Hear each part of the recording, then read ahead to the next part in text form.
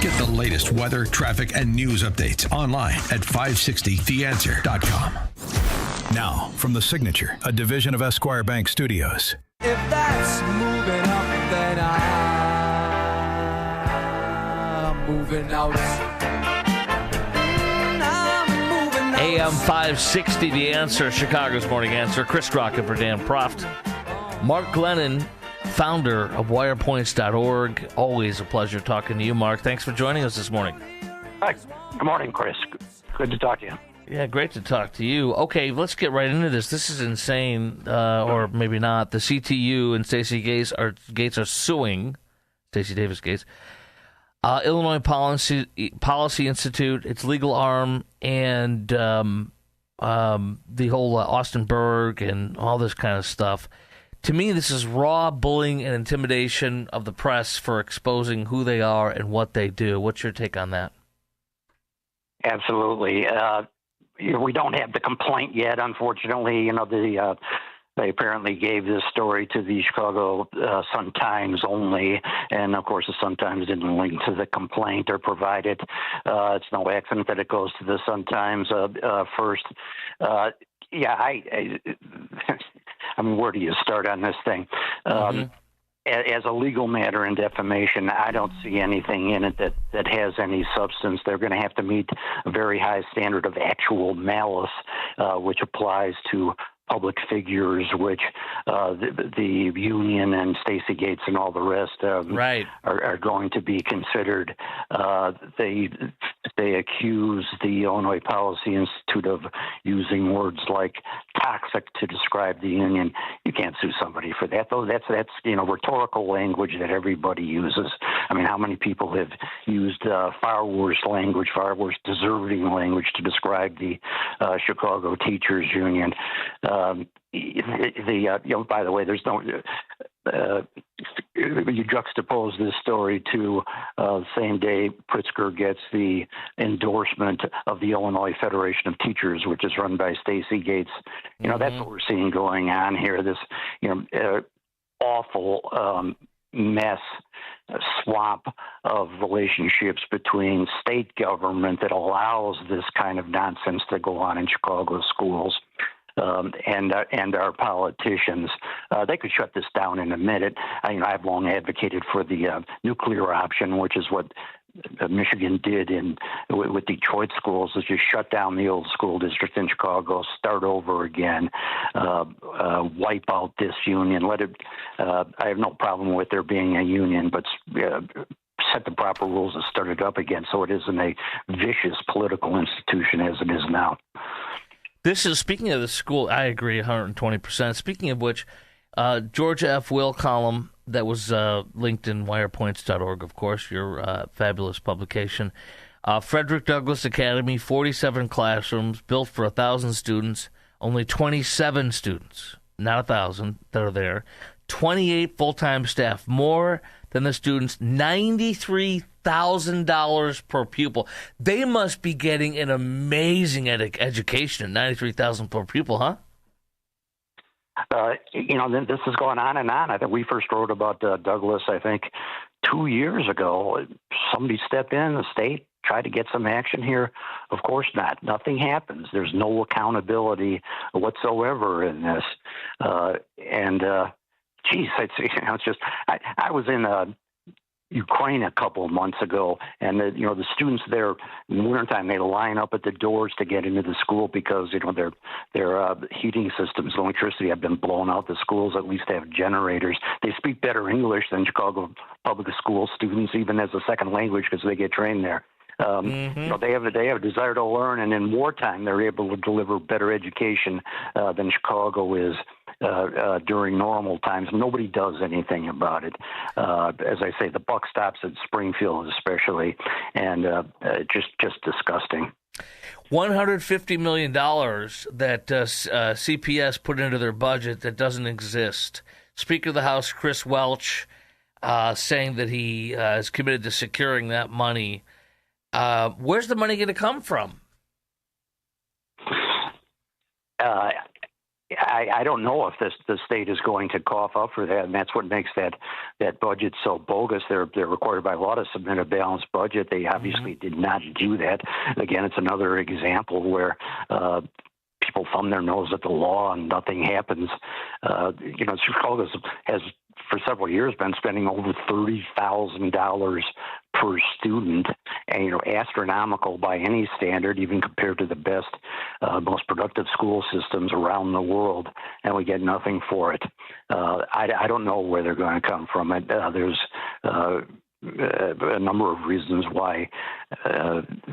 Property tax increases are no doubt in the works. Paul Vallis has an article up today to that effect detailing why. That's probably where it's going to come from, is an increase in property taxes. So you do think they're going to somehow magically figure out how to make this work, and probably through property taxes is your guesstimation then, huh?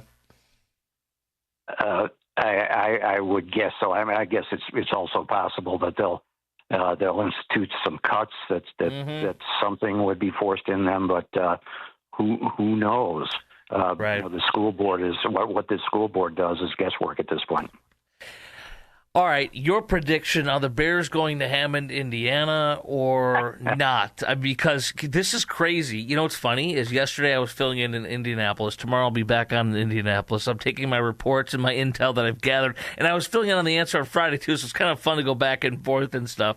I heard from producer Quinn that Roger Goodell was in Springfield at the same time that McCaskey and Kevin Warren were given their press conference at Lake Forest. And, Kevin Warren used the same language over and over again. Our sole focus, previously he's used this too, to play some kind of a game, it seems. Our sole focus is Hammond. So, Quinn said he heard on a podcast that Goodell doesn't like the way it smells over there. It smells like somebody broke wind in Hammond or something. I don't know, is what somebody on a podcast said that Quinn heard. What do you think's really going to happen here, and where do you think the Bears, if you had to guess right now, are going to go? I couldn't even hazard a guess. It is still a negotiation. I think it's up in the air.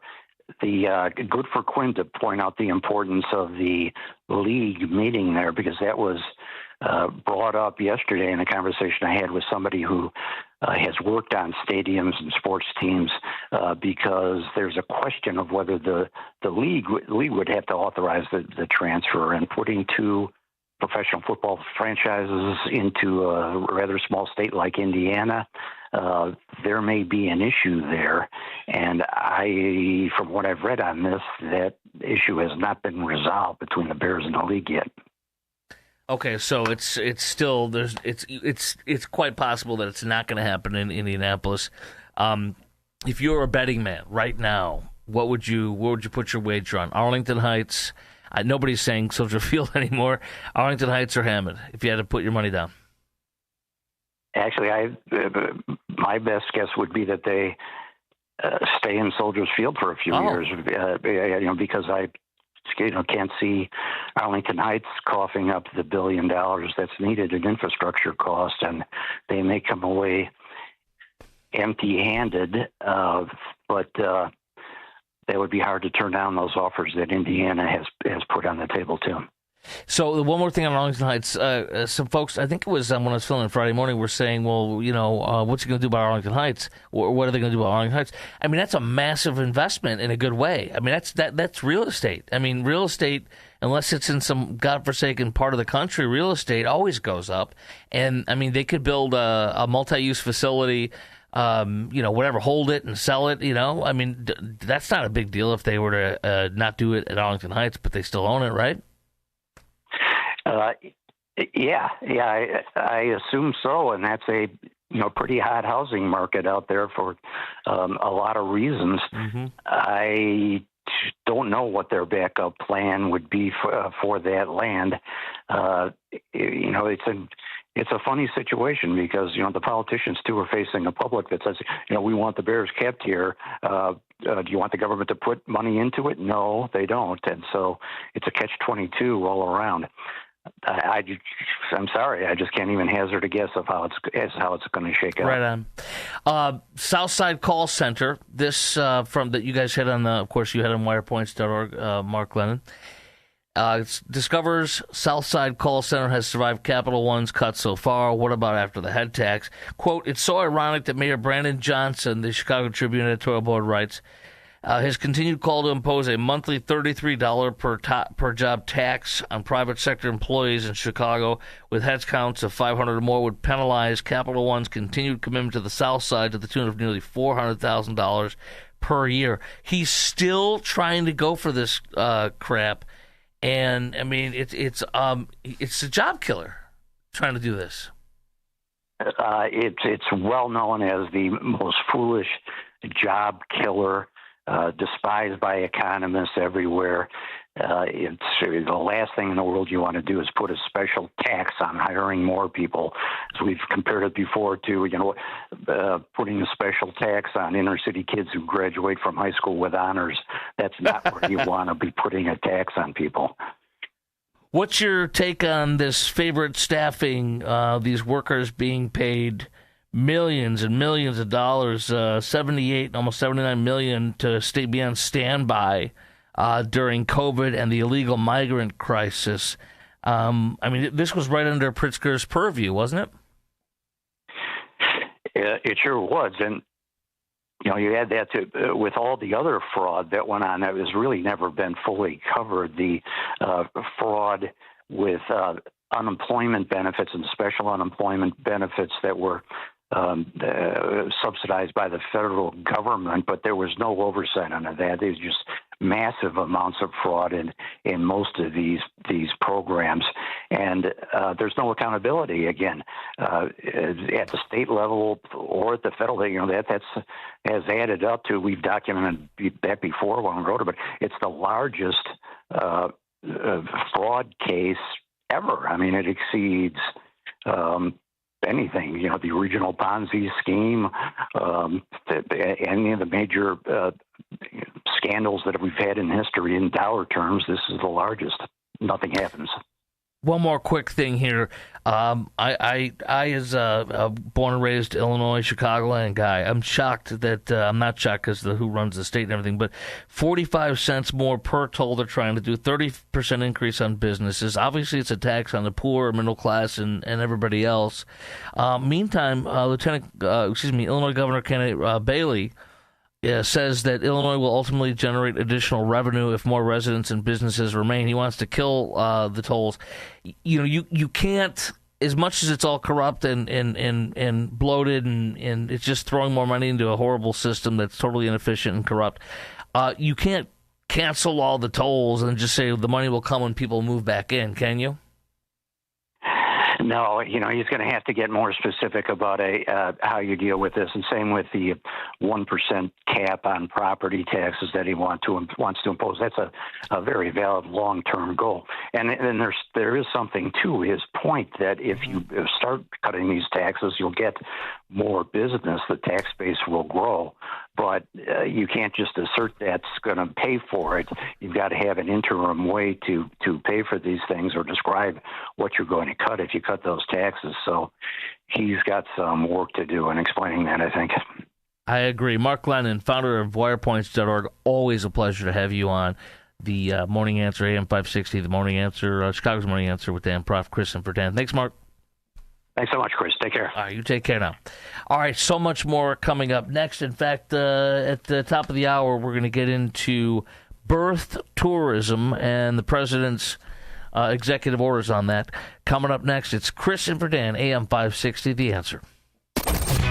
This is Chicago's Morning Answer. Your show keeps me alive during the week. There's nobody I'd rather listen to between 5 and 9 in the morning than you guys. On AM 560, The Answer. Don't miss In Grace with Pastor Jim Scudder Jr., now heard on Sunday mornings at 7:30.